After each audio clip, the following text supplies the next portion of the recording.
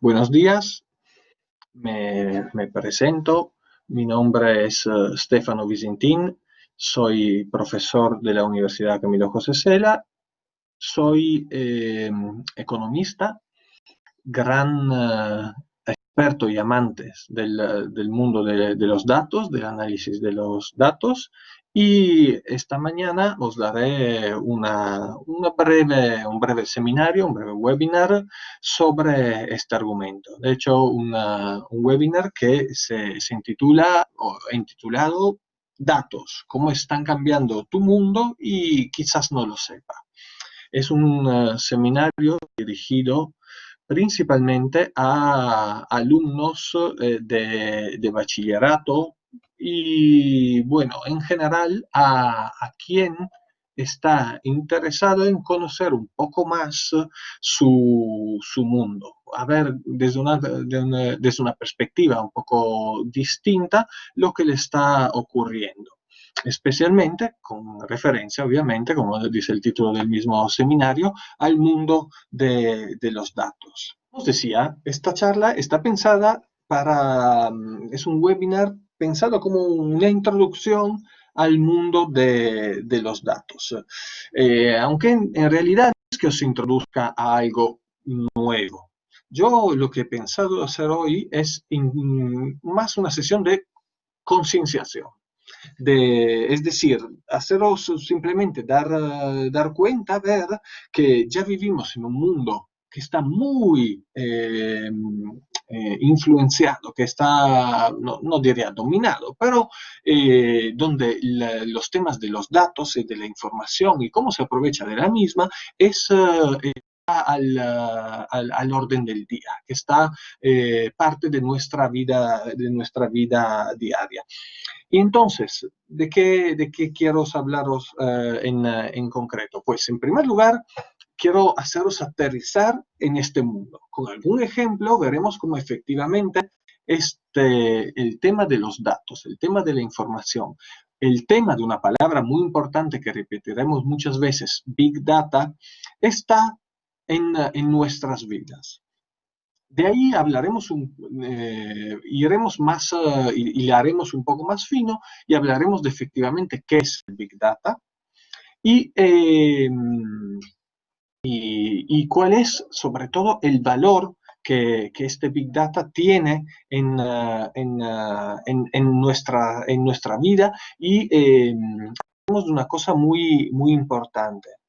Empezamos aterrizando con unos ejemplos en el mundo de los datos. Hablaremos introduciremos finalmente esta palabra que es muy en la boca de muchos que habréis escuchado muchas veces, que es el concepto de Big Data. Ahí le haremos fino y haremos alguna definición y efectivamente veremos un poco más en el detalle. Y luego hablaremos un poco del tema, siempre a través de ejemplos. Mi idea es que esta sesión sea una sesión relativamente amigable, que no nos aburra, y entonces creo que ejemplos con nuestra vida diaria son lo que más nos ayudan a entender el tema. Hablaremos de por qué hay tanta énfasis en este concepto de Big Data, y ahí el tema principal es que este concepto es muy valioso. Hay quien dice que se puede hacer mucho dinero a través del Big Data. De hecho, hay quien ha dicho que los datos hoy en día son el petróleo del presente o del futuro, ¿no? Cuando existían unos países que estaban sentados encima de petróleo y al saberlo aprovechar se han vuelto países muy ricos. Pues este caso es el Big Data, es una manera que muchos dicen que podría ser que nos hagan ser más ricos si lo sabemos aprovechar. Y por último, hablaremos de hecho de algo muy importante, que reintroduciros a un aspecto, digamos, a lo que podríamos llamar el dark side of Big Data. El hecho de que dentro de todo este mundo hay unos riesgos. Y veremos efectivamente cuáles son, o por lo menos veremos uno, el más importante, y lo analizaremos un poco. ¿Qué quieres hacer o qué quiero que aprendáis después de este webinar? Pues mi objetivo es que al final de todo esto, pues en primer lugar sepáis usar los términos más en uso en este mundo, que son los de data, en Big Data. En segundo lugar, yo quiero que tras esto, pues, seáis capaces de explicar qué es el duelo, por ejemplo, en una conversación en familia, en la cena, o vais a abuela que lee el periódico y que no entiende esto y pues vosotros se lo podéis explicar. Y sobre todo me interesaría, bueno, yo soy dentro de todo el director de un grado de la Universidad Camilo José Cela, un grado donde este tema se trata mucho y es un grado que se llama Empresa y Tecnología. ¿Por qué lo digo ahora? Porque efectivamente, bueno, como también os he introducido antes, el fenómeno de Big Data está muy relacionado con la empresa. Y bueno, y en fin, pues quiero que sepáis reconocer algunos de los riesgos que están detrás de todo esto. Pues empezamos con un ejemplo. Empezamos con un ejemplo de algo que todos hemos visto, una página de Amazon, una página de Amazon donde yo, personalmente, esta la saqué yo, he ido a buscar una espada láser, ¿vale? Y para regalársela a uno de mis hijos. Y hasta aquí, todo correcto, todo bien. Todo el mundo que ha hecho una compra en Amazon o simplemente una búsqueda en Amazon, se da cuenta que al final de la página, después de toda la información sobre el objeto que estamos buscando, encontramos, o Amazon nos propone una serie de objetos que podrían ser de nuestro interés. Y efectivamente, si uno busca una espada láser, pues me ha salido una, pero aquí me salen otras. Y, muy interesante, me salen unas propuestas de algo que podría complementar mi compra, en algún otro objeto en el cual yo podría estar interesado. Por ejemplo, el traje de Darth Vader. Esto para una persona es bastante obvio. El hecho de que yo, al estar interesado en una espada láser, pueda estar interesado también en comprar a mi hijo, regalarle un traje de Darth Vader, ¿no? Es algo que a cualquier persona, bueno, que conozca por lo menos un mínimo el mundo de Star Wars, le resulta bastante simple. Pero pensar una cosa, Amazon vende millones de objetos. Vende desde libros hasta botellas de vino, hasta ordenadores, pasando por bicicletas o ruedas de coche, ¿vale? Vende millones de objetos de los más disparados, entre ellos una espada láser. Amazon no se puede permitir tener una persona que por cada objeto vaya identificando dentro de los otros millones cuáles podrían ser los objetos que más se asocian al buscado, al principal.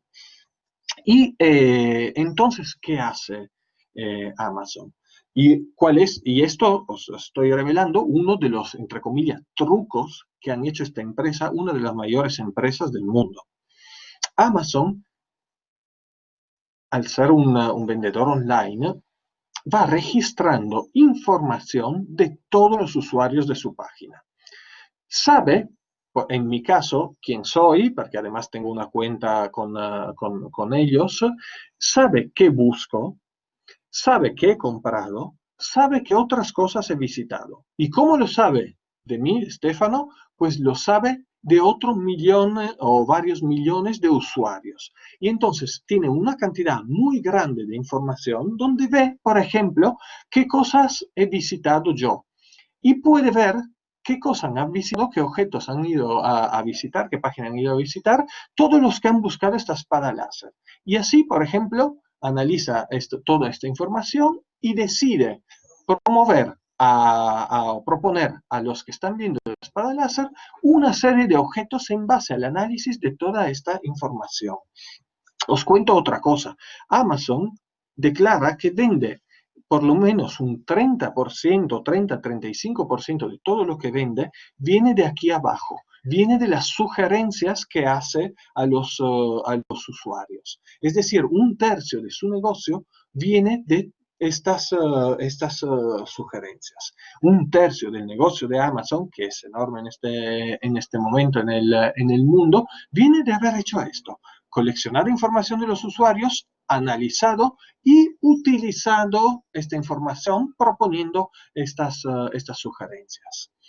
Volveremos sobre el tema de proponer bienes o servicios a los consumidores.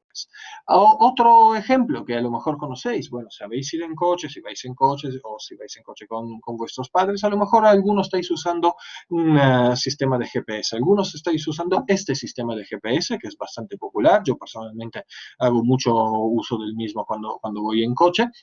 Y es un sistema de GPS que me indica, como todos los sistemas de GPS, cuál puede ser la mejor ruta para la ruta más corta para llegar a mi destino, pero que tiene una feature, una característica muy particular.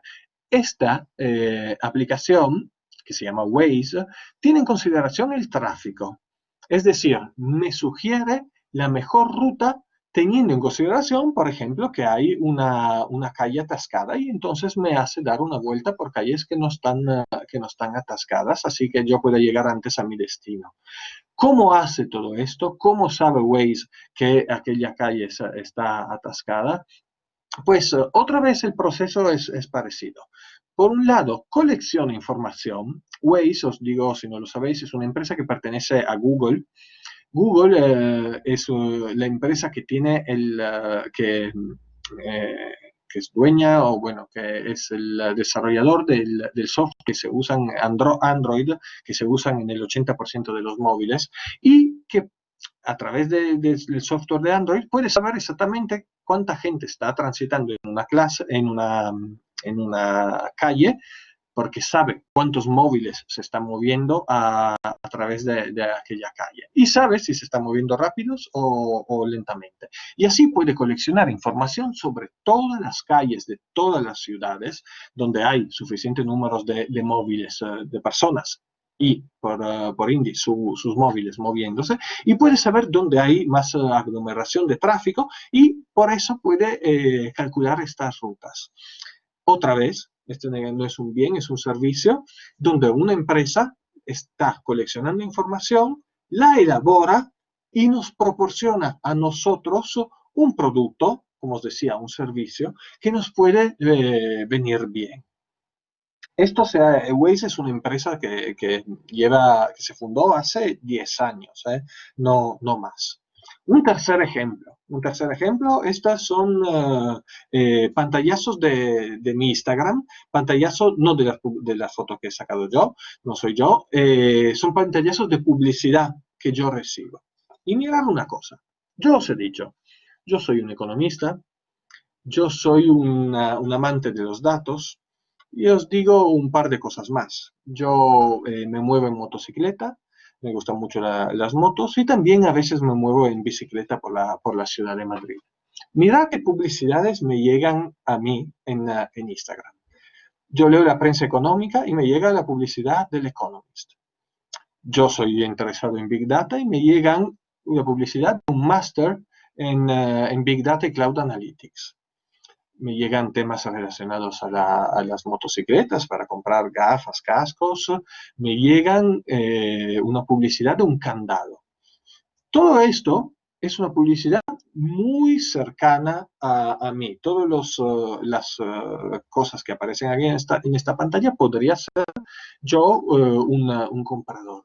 ¿Cómo sabe y cómo ha hecho esta publicidad tan eficiente, ¿no? Tan directa a lo que son mis intereses Instagram? ¿Cómo lo ha hecho?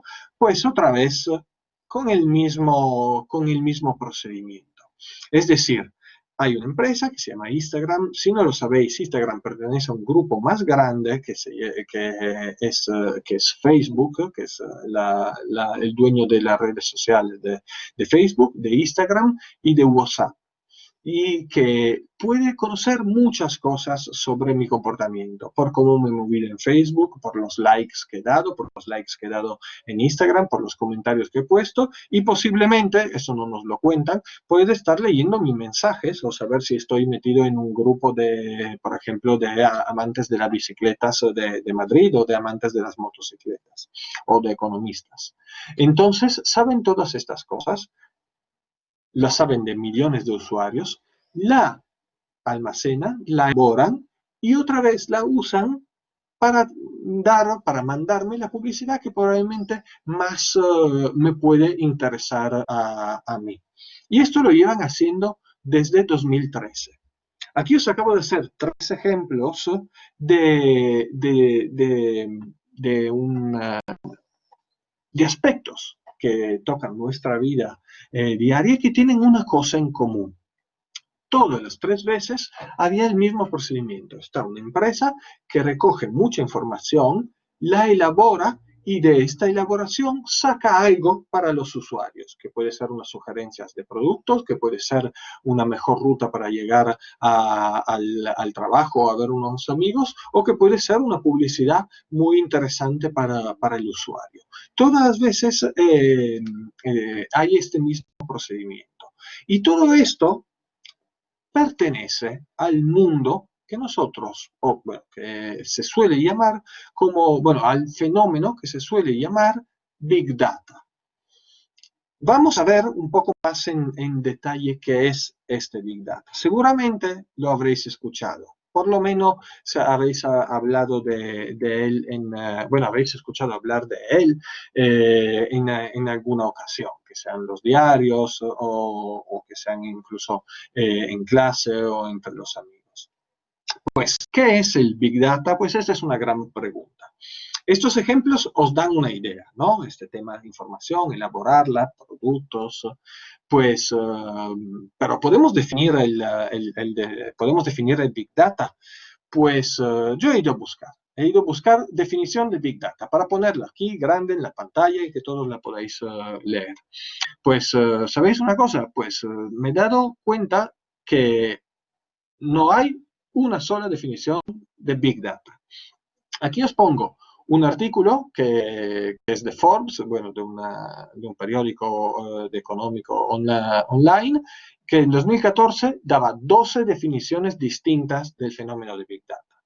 Pero es más, he encontrado también un estudio de la Universidad de Berkeley, en California, donde han preguntado a 40 líderes mundiales, pues gente que gestiona empresas, gente que dirige ONG, gente que dirige partes de gobiernos, bueno, organismos públicos, etcétera, todos estos le llaman líderes, pues a 40 personas les han preguntado qué es el Big Data. ¿Sabéis cuántas respuestas distintas han encontrado? 40. 40 definiciones distintas. De hecho, yo aquí os pongo unas cuantas, ¿no? Unas que a mí me han parecido muy buenas. El número 1 es de la Organización Económica para el Desarrollo, la OCDE, una de Wikipedia, la tercera es de McKinsey, una empresa que hace consultoría, la cuarta es de unos académicos que estudian, unos profesores de unas universidades que estudian el fenómeno. Pues son todas distintas. Pero yo me gustan los datos, me gustan los análisis, he ido a buscar patrones, ¿no? Y he visto que muchas de estas definiciones tienen, digamos, tocan 3 ámbitos, que yo aquí he puesto en diferentes colores. Os veo, por ejemplo, la de McKinsey, de esta empresa consultora. Big data is made of datasets whose size is beyond the ability of the typical database software tools to capture, store, manage, and analyze. ¿No? Los datos, el Big Data, estamos hablando de datos que van más allá de la capacidad de los ordenadores para recogerlos, almacenarlos, organizarlos y estudiarlos. Otra definición que me parece muy larga, pero muy buena, es esta de abajo, la número 4. The ability of society to harness information, sacar información, in novel ways to produce useful insights. Right? Para sacar, hay mucha información y la tenemos que manejar y sacar algo de ella, sacarle valor de ella. Pues todas las en rojo que veis tienen que ver con la cantidad de información. Las partes verdes de estas definiciones tienen que ver con el hecho que es difícil de manejar tal cantidad de información. Y la parte en azul nos habla del hecho de que se estudia para to extract new insight and create new forms of value, ¿no? De extraer información o ideas y crear valor en ella. Y de hecho, creo que cuando hablamos de Big Data podemos decir que hablamos de estas tres grandes cosas. Estamos hablando de grandes cantidades de datos, de información, cuyo manejo es muy difícil y del cual podemos extraer, bueno, insights, he encontrado la traducción como percepciones. También os he dicho algunas ideas, mensajes o valor. El fenómeno de Big Data es relativamente reciente.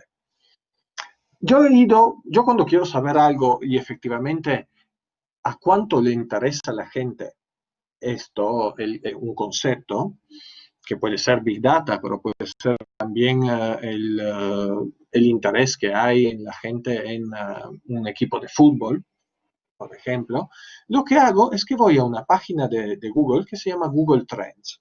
En Google Trends, Google nos dice cuánta gente ha buscado cada término a lo largo del tiempo. Y bueno, luego podemos jugar y podemos ver dónde se ha buscado más o qué otros términos se han buscado conjuntamente o cuál podemos compararlo.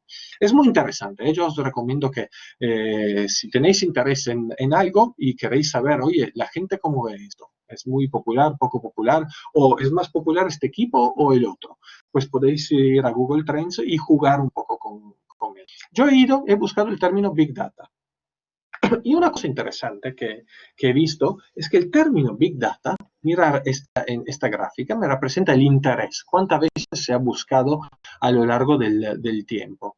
Pues si vamos atrás 10 años, hoy estamos en 2020, si vamos aquí en 2010, pues no existía o casi nadie buscaba el término Big Data en Google. Pero al cabo de unos años, desde 2011 hasta, digamos, 2015, pues en 3 o 4 años este término se ha vuelto muy popular y la gente ha empezado a buscar muchísimo Big Data en Google. Y se ha mantenido popular, quizá con una ligera bajada, hasta la actualidad.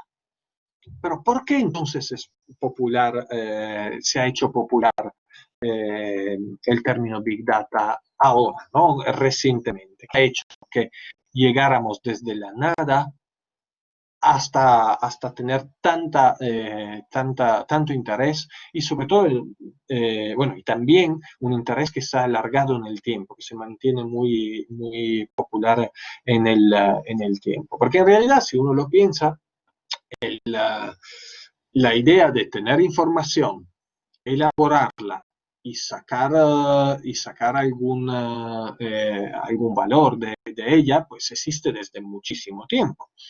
La estadística aplicada a qué sé, la medicina, pues existe desde por lo menos un centenar de años.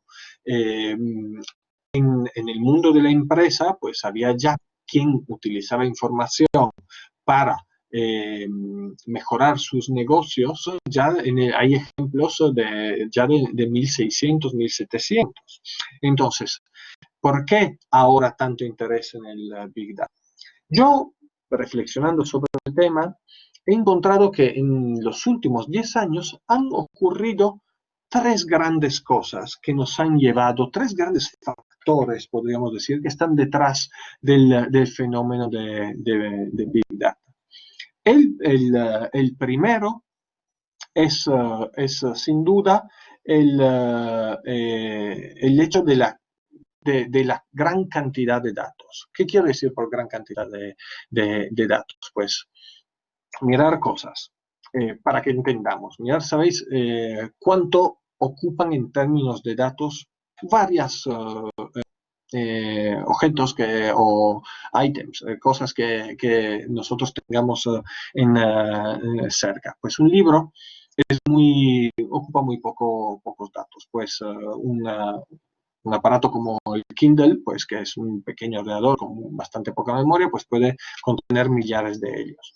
Una foto más o menos ocupa unos 10 megabytes, que es bueno, la unidad de medición del tamaño de los datos. Los bytes, los megabytes, los gigabytes y así. Una película, para que tengamos una idea, ocupa 1 gigabyte. 1 gigabyte, para que tengáis una idea, vuestros teléfonos pueden tener una memoria de 16, 32 gigabytes. En un teléfono que no tuviese nada más dentro, pues te caberían 15, 20, 30 películas. Una biblioteca entera, y aquí tenéis una foto de la biblioteca de Dublín, del Trinity College, podría ocupar 2000 gigabytes, 2 terabytes de espacio. Esto es, digamos, un buen ordenador, un ordenador de los de hoy que podemos comprar en una tienda, de los buenos, de los que tienen mucha memoria. Todo aquella biblioteca, que es enorme, es lindísima, si pasáis por Dublín os recomiendo ir a verla, cabería en un ordenador. Pero si vamos a ver, por ejemplo, cuánto de contenido se sube a Facebook en una hora, pues ya son 100 terabytes. Es decir, Facebook petaría y rellenaría 50 muy buenos ordenadores todas las horas. ¿Vale? La mente humana dicen que caben, no sé quién estudia esto, pues caben dentro hasta 2,5 petabytes. Hoy en día se crea una gran cantidad de información. Lo de Facebook era un ejemplo. Por aquí tenéis una infográfica sobre cómo, por ejemplo, la cantidad de datos que se han creado en una hora, no, en un minuto en Internet, en varias plataformas, en varias aplicaciones. Cada minuto en YouTube la gente está mirando 4,5 millones de vídeos distintos. En Netflix estamos hablando de que cada minuto se están mirando 700.000 posts de vídeos. Se suben 300.000 posts de Instagram. 55.000 fotos y 300.000 stories en cada minuto. Se están mandando a cada minuto 188 millones de correos. Uber coge 9.000 o casi 10.000 rides, ¿no? De 10.000 pasajes en Estados Unidos. Google hace 4,5 millones de búsquedas en cada minuto. Todo esto dejan unos rastros, todas estas actividades dejan unos rastros que se pueden almacenar. Como entenderéis, pues el ordenador que tenemos nosotros en nuestras casas, donde cabe una biblioteca entera, no le cabe este tipo de información. Pero el primer paso es ver que hoy, como nunca, se está creando muchísima información. El segundo es lo que os decía, no cabe en un simple ordenador. Antiguamente, ¿qué ocurría? ¿No? Hasta hace 10 años o por ahí, 15, digamos, ¿qué ocurría? Cuando uno tenía un problema muy gordo a tratar con un ordenador, lo que hacía es que acudía a un ordenador muy potente. Entonces, si tu problema era pequeño, te valía un ordenador pequeño. Si tu problema necesitaba una gran capacidad de computación, porque había muchos datos, pues acudías a un ordenador muy potente. Por ejemplo, la NASA tenía sus famosos grandes ordenadores, IBM tenía sus grandes ordenadores. ¿Qué ocurrió? Que las cantidades de información que se está produciendo, todos los grandes datos que os acabo de enseñar, ha ido creciendo mucho más rápido de la capacidad de los ordenadores de manejarla. Y llegó un momento que si uno quería manejar los vídeos de YouTube o saber exactamente todas las búsquedas de Google y almacenar la información de esto, pues no podía acudir a un ordenador suficientemente potente. Y entonces, ¿qué se han inventado? Los informáticos han inventado un sistema que se llama Distributed Computing, ¿no? Computación distribuida. Es decir, yo tengo mi problema, lo canalizo a través de un gran ordenador que a su vez lo divide en muchísimas pequeñas partes y se las da a ejecutar a muchísimos otros ordenadores.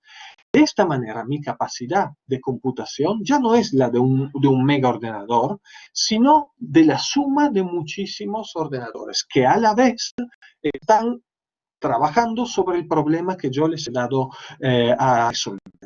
Y esto que comporta que cuando crecen los datos no necesito que mis ordenadores sean más potentes cada vez.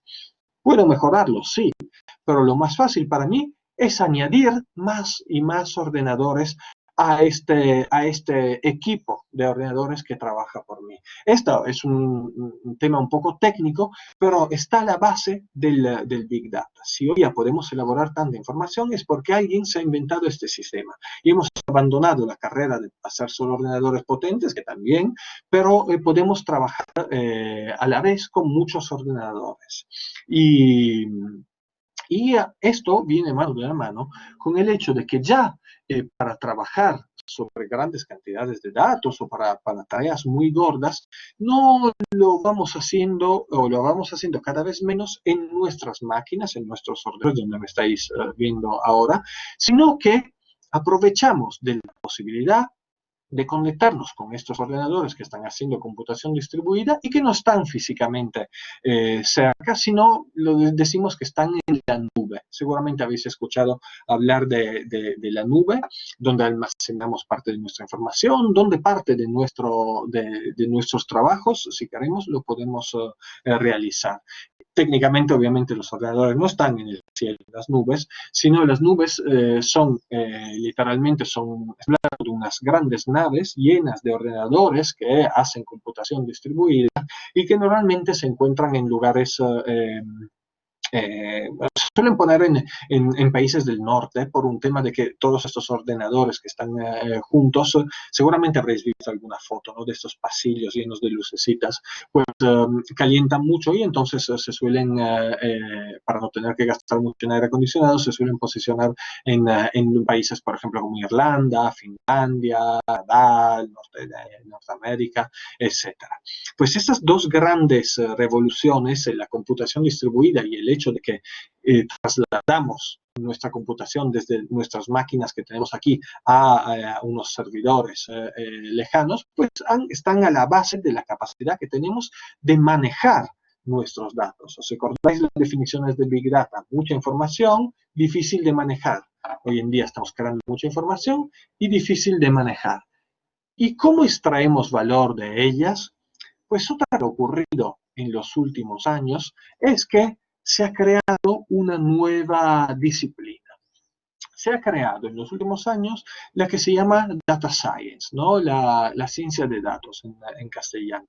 Una nueva disciplina que está hecha, que lo que hace es coger estas grandes cantidades de datos y buscar efectivamente cómo nos pueden ayudar, qué problemas me pueden resolver mis datos. O si tengo un problema, dentro de los datos, si lo puedo resolver a través de ellos. Finalmente, es una nueva disciplina que en realidad no se ha creado desde la nada, sino que es la mezcla de disciplinas que ya están por ahí. Estamos hablando de gente que sabe de estadística, matemática y a la vez, sobre todo yo diría de dos grandes disciplinas, la estadística y la informática. La ciencia de datos es la mezcla, es donde se cruzan unas personas que conocen mucho los números y qué podemos sacar de ellos, con gente que sabe manejarlos, sabe manejar también las herramientas que pueden ir dentro de los números y para sacar la información que el estadístico quiere. De acuerdo a lo que saben escribir, estas famosas secuencias de acciones que llamamos algoritmos, que por ejemplo me ayudan en un algoritmo para hacer media de la edad de los estudiantes de una clase. ¿De acuerdo? Pues quien sabe que hay que hacer esta media es el estadístico, quien sabe cómo hacerla y decirle al ordenador cómo hacerlo es el informático. De manera conjunta, estos hacen, si estos conocimientos están en la misma persona, tenemos un científico de datos, que además, pero tiene que hacer muchas otras cosas, tiene que saber interpretar las necesidades que hay, saber buscar, ser creativo en buscar las soluciones, saber visualizarlas, saberla comunicar. Esta nueva disciplina pues nos completa este cuadro, pues en los últimos años se han creado muchos datos, se han desarrollado unas técnicas informáticas para manejarlos y se ha creado una nueva disciplina que es capaz de interpretarlos y sacar valor de ellos. Como veis, de las tres definiciones de Big Data tenemos una solución que se ha creado durante los últimos años. Y esto ha hecho que el día de hoy estamos y vivamos en un mundo donde es tan importante el término Big Data. ¿Y por qué es tan importante? Como os decía al principio, hay quien dice que cuando hablamos de Big Data, hablamos de Big Money, ¿vale? El petróleo. ¿Cómo sacan? ¿Qué quiere decir esto? ¿Quién saca dinero a través del Big Data? Yo aquí quiero hacer unos ejemplos de cosas que conozcáis, que seguramente, que seguramente habéis visto y a lo mejor no habéis pensado del hecho de cuánto pueden ser importantes en términos de rentabilidad para las empresas que los aplican. El ejemplo que os hacía antes era este, ¿no? De Amazon. Amazon, si yo busco un disco de David Bowie, me va ofreciendo otros discos o otros artículos relativos a David Bowie, su biografía, otros discos. Pero una cosa muy interesante que hace Amazon, esto es bastante casi obvio, ¿no? Pero una cosa que hace muy interesante es que, por ejemplo, si yo busco David Bowie, sin saber Amazon de música, o podría que sí, o podría que no, me dice, oye, igual te puede interesar Prince. ¿Cómo lo ha hecho? ¿Cómo sabe? Lo que os contaba antes, almacena información de mucha gente, la elabora y me la propone. En concreto, Amazon para esto usa lo que se suele llamar sistemas de recomendación. Los sistemas de recomendación son una familia de tipología de análisis de datos. Es una tipología de análisis de datos que está pensada para esto y para recomendarnos cosas. ¿Cómo funcionan? Aquí os he metido, hay muchas maneras muchos principios detrás de los sistemas de recomendación. Hoy en día son distintos la mayoría de ellos son distintos a los que os propongo aquí, pero para daros una idea, el sistema de recomendación podría funcionar en base a la similaridad de usuario. Si yo soy un ciclista y soy un ciclista que compra una pizza, que compra ensalada y compra una Coca-Cola, pues podría ser que otras personas similares a mí tuviesen mis mismos gustos. Por ejemplo, si entra en la tienda otro ciclista que compra una pizza y compra una ensalada, podría ser que esta persona, que es parecida a mí, estuviese interesada en la Coca-Cola y sería buena idea recomendarle la Coca-Cola a este señor.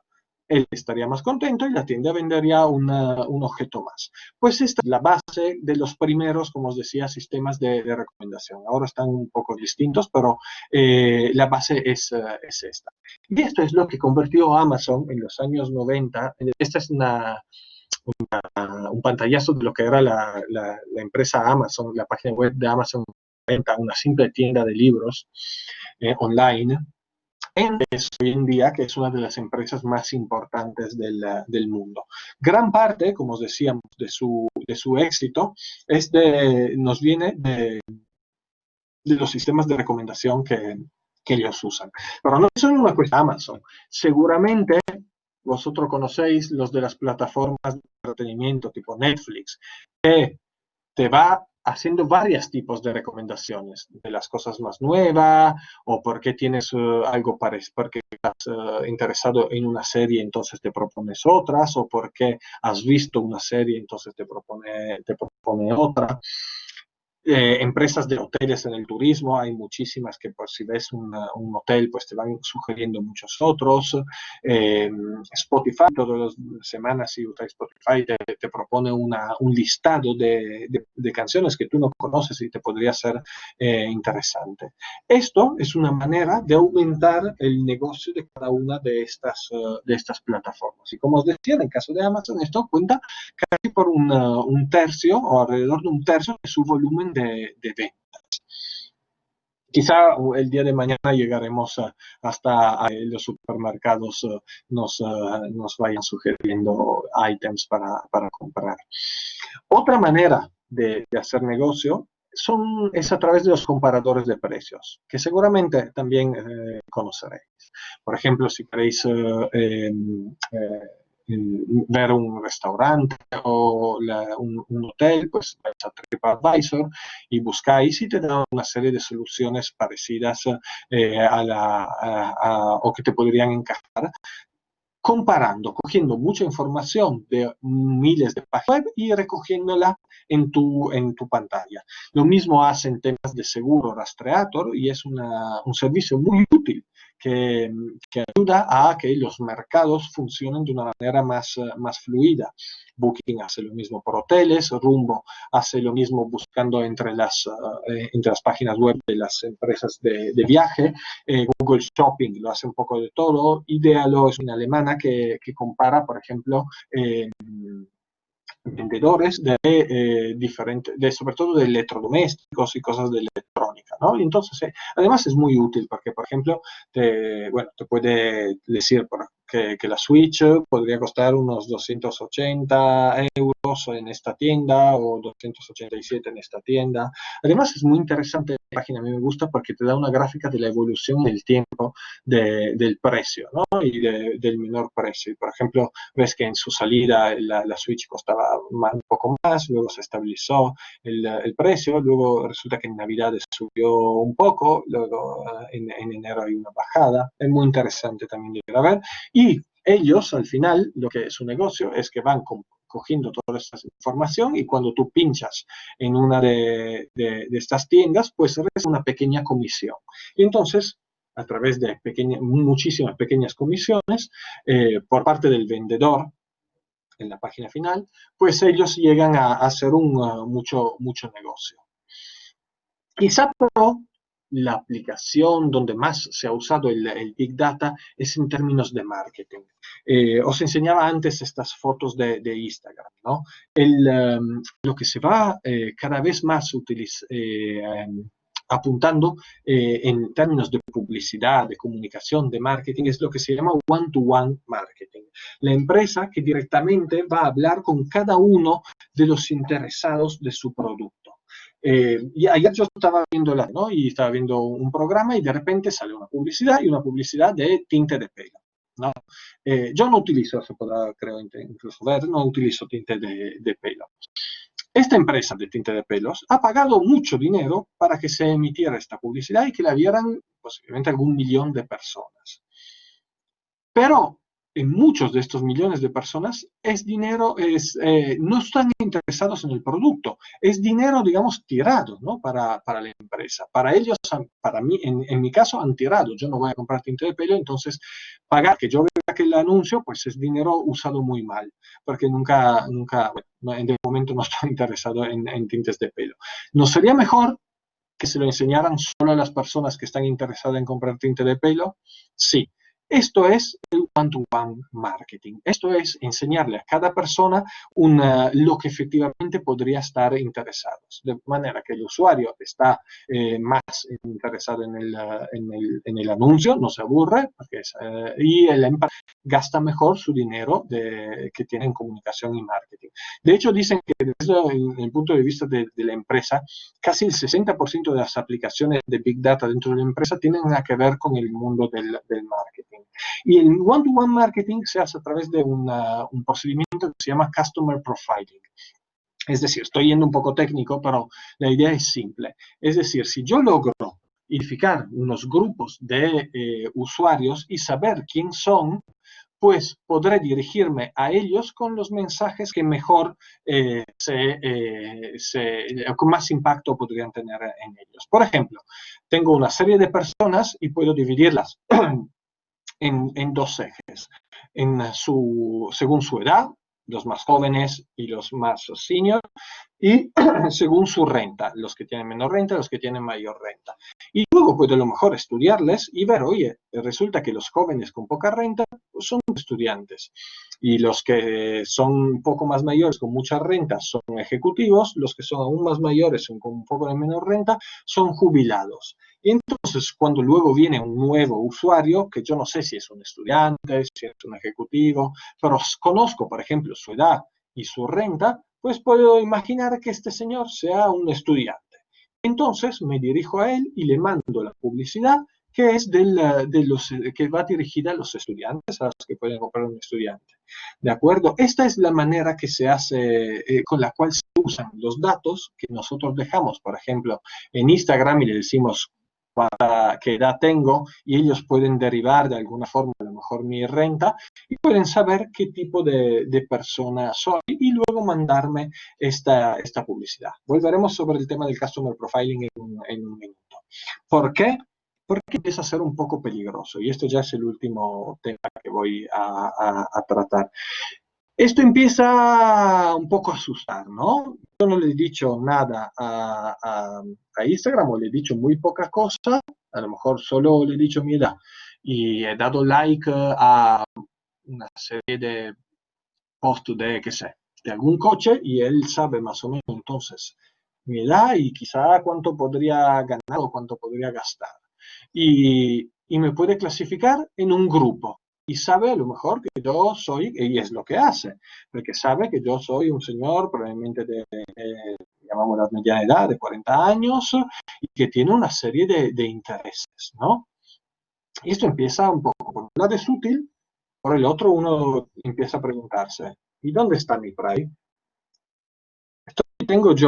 Estoy observado yo en este mundo, y aquí quiero ser muy provocador, y voy a hacer un ejemplo muy extremo. Os voy a contar una historia de lo que ocurría en la Alemania del Este hace hasta hace unos 30, 40 años. Alemania hace 40 años era dividida en dos países. Uno de ellos se llamaba Alemania del Este, era un país con relativamente pocas libertades de sus ciudadanos, o relativamente a lo que fue después, y dentro de ellas había una policía que observaba mucho a sus ciudadanos. Había una policía tipo la CIA, que se llamaba Stasi, y que observaba muy de cerca el comportamiento de sus ciudadanos, bueno, con unas técnicas de tecnología de la época y con una red de informadores, ¿no? Preguntaban, ¿tu vecino qué tal? ¿Hace fiesta? ¿No hace fiesta? ¿Habla alto? ¿Habla bajo? ¿Le escuchas teclear o no?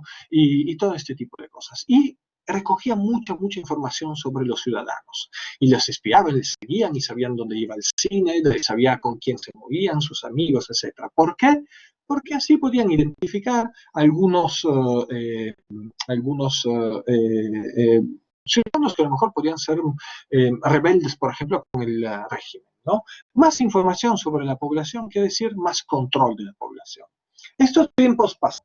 Ya no existe ni la Alemania del Este ni existe la Stasi. Pero hoy en día hay alguien que sabe qué compramos, como la Stasi cuando seguía. Sabe qué nos gusta, sabe qué pensamos, conoce a nuestros amigos. Esas eran todas las cosas que hacían esta policía secreta en el Estado, en el pasado. Y mira una cosa, hay una empresa que sabe muy bien lo que compramos. Hay otra empresa que sabe bien lo que nos gusta ver por las noches o por las tardes. Hay otras empresas que pueden saber qué pensamos de política, qué pensamos de fútbol. Hay una empresa que conoce a nuestros amigos.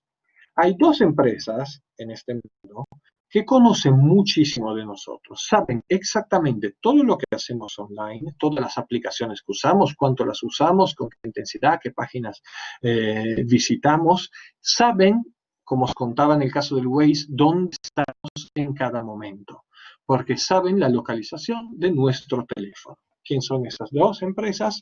Estos dos logos que seguramente conoceréis. Estos dos empresas saben todo eso sobre nosotros. Y antes os hablaba de customer profiling, ¿no? De esta gente que puede decidir y pensar, Estefano igualmente puede ser que sea un ciclista urbano, ¿no? O Estefano puede ser un amante del tema de los datos. Y entonces, ¿sabéis quién es una empresa líder en todo esto? Esta. Este señor de la sonrisa tan inocente, se llama Zuckerberg, es uno de los hombres más poderosos de este planeta porque es el CEO de Facebook, una empresa que, como os decía antes, es dueña de la red social Facebook, pero también de Instagram y también de WhatsApp. Facebook, a través de toda esta información que recoge sobre nosotros, nos clasifica por categorías. Yo he hecho un experimento hace un tiempo de ir a ver en qué categorías estaba clasificado. Y aquí os lo enseño. Que son todas cosas obvias, pero que cuando lo miras dices, uff, mira todo lo que saben de mí. Por ejemplo, saben que cumple los años en julio. No es muy difícil de saber, pero ellos lo saben. Saben que vivo lejos de mi familia, que he vivido en Italia. Sabe que soy un viajero frecuente, que vivo en el extranjero porque he vivido en Italia, lejos de mi familia, etcétera, etcétera.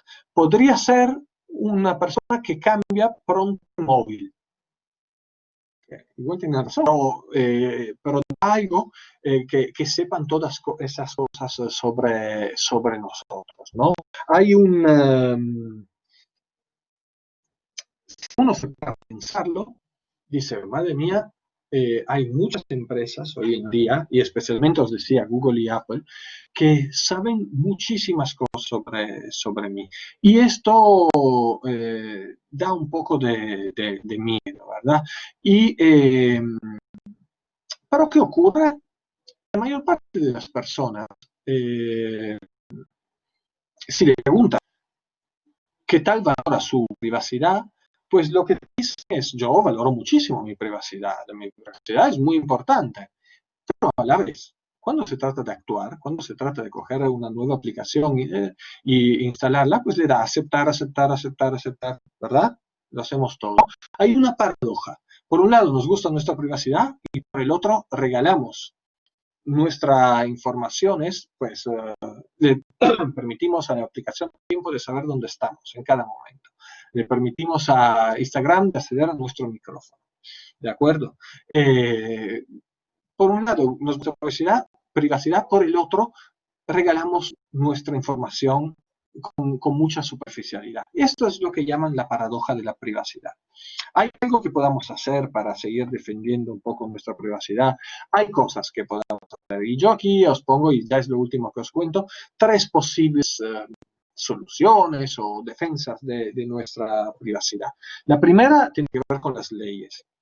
Pues podemos pedir, y de hecho se están haciendo, unas leyes unas normas más estrictas en términos de datos, ¿no? Las famosas leyes de la LOE, ¿no? La ley sobre la privacidad de los datos, ¿no? Y en general, esto puede funcionar en el sentido que nos puede proteger, que puede impedir a muchas empresas de circular nuestra información una vez que se la hemos dado, por ejemplo, que se la mantenga solo dentro de una empresa y no le damos el permiso. Pero ocurre una cosa con las leyes. Las leyes suelen ser siempre un poco más lentas de lo que es la tecnología. Entonces, a veces en términos de datos estamos hablando de esta ley hecha la trampa, ¿no? Y nos protegen, pero ahí hasta un cierto punto. También nos pueden proteger las empresas mismas. Muchas empresas ganan datos, pero los intentan anonimizar. Es decir, usar información sobre mí, pero sin asociarle el nombre Stefano Visintin. Esto es algo que, digamos, dentro de las empresas se puede hacer para que luego no llegue alguien y pueda mirar dentro de las empresas y pueda conocer información privada mía. Es algo que ocurre, muchas empresas se dedican bueno, anonimizan mucho de su información, es voluntario por parte de la empresa y llega donde llega, porque a veces simplemente cruzar la base de datos de una empresa con la de otra y se pueden fácilmente identificar personas incluso en una base anonimizada. Quizá la única verdadera barrera a una invasión total de los datos masivos, de los big data, de nuestra privacidad, nosotros mismos. En inglés hay esta expresión que se llama opt-out, ¿no? De decidir de no ser parte de algo. Nosotros podemos hacer varias cosas para defendernos. En primer lugar, podríamos dejar de usar algunas aplicaciones o programas. Esto es muy difícil hoy en día. Estamos dispuestos a dejar de usar las redes sociales, y a dejar de dar likes o dejar de comunicaros a través de ellas. Uf, hoy en día, qué sé, en un momento como este, cuando la mayor parte de la gente pasa muchísimo tiempo en su casa, pues es un poco difícil. Pero es una opción, ¿no? Y a lo mejor darse de baja de algunas aplicaciones que no usamos o no usamos mucho. Y la otra, quizá más viable, es ir a controlar dentro de cada aplicación qué permiso le hemos dado. Porque a lo mejor no nos compensa que la aplicación del tiempo sepa exactamente dónde estamos, ¿no? A lo mejor en la aplicación del tiempo podemos quitarle la geolocalización y decirle, cada vez que buscamos el tiempo, pues decirle, yo lo estoy buscando en Madrid, o yo buscando el tiempo en Barcelona, y ponerlo nosotros, teclearlo y ya está, sin esperar que sean ellos a dárnoslo, ¿no? Esta es una manera más lenta, más un poco compleja de ir porque hay que ir dentro de nuestro teléfono, hay que ir a las opciones, ir a ver a cada aplicación qué permiso le hemos dado y limitar un poco los permisos. A lo mejor hace unos años había una aplicación de la linterna, ¿no? Ahora es parte ya del software, pero había una aplicación de linterna que pedía usar tu cámara. La linterna, que era simplemente para encender o no la linterna de tu móvil, pues podía acceder a lo que veía tu cámara, ¿no? Pues podríamos en muchos casos ir a ver en nuestras aplicaciones si efectivamente le estamos dando el permiso que queremos. Y bueno, yo espero que con esto os haya dado os haya introducido al mundo del Big Data, que os haya ayudado, bueno, a ver cómo efectivamente lo que ya tenéis a vuestro alrededor hace parte del mundo del Big Data y qué característica tiene, por qué es tan importante, cuál es el valor dentro de los datos y también os he avisado un poco de que hay riesgos en los mismos.